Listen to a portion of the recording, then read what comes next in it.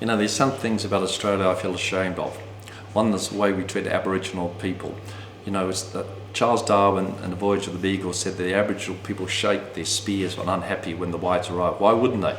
England dumped all the Irish prisoners here, and we never concluded a proper treaty. Many of the Aboriginal people, there's only 300, are still living in Stone Age conditions. You know, you should be multi-millionaires given the size of Australia, which is bigger than Europe and almost bigger than the US. And if you throw in the fact that we own 40% of Antarctica, it nearly doubles the land size. The Aboriginal people should be multi-millionaires.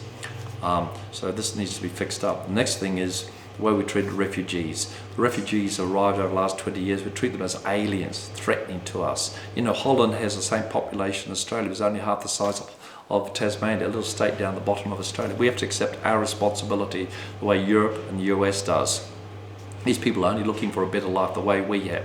7 out of 10 of us are migrants, are seeking a better life. We can't be locking them up in camps in the middle of the desert along with their wives and children. If they escape, they die in the sun in the desert. Can't be chasing them around the streets of Sydney, putting them in detention centres, or sending people back to their country when they revert to their native tongue under stress, thinking that they're not citizens. The Immigration Department has done this.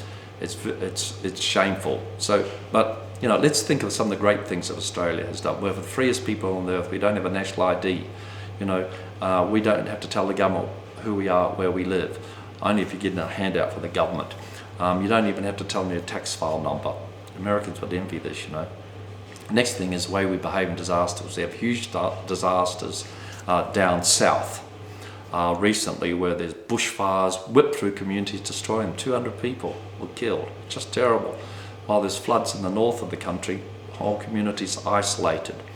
And when a disaster occurs in a nearby country like the tsunami, 2004, Australians behave magnificently.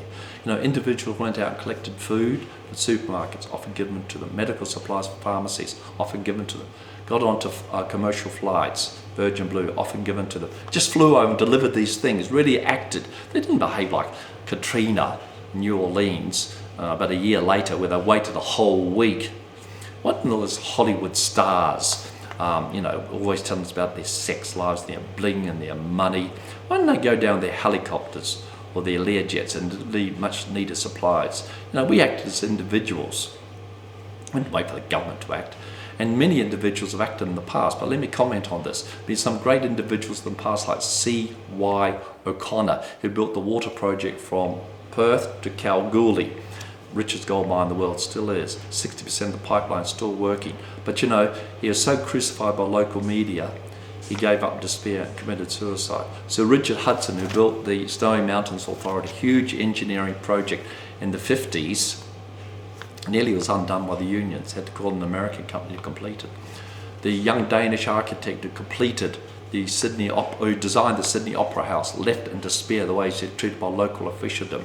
So, you know, we haven't, and I think unlikely to create a YouTube, a Wikipedia or a Google, which have delivered more education to the peoples of the world than all the great universities of Europe over the last 500 years, or a McDonald's, which has managed to educate and train our youth in work ethic.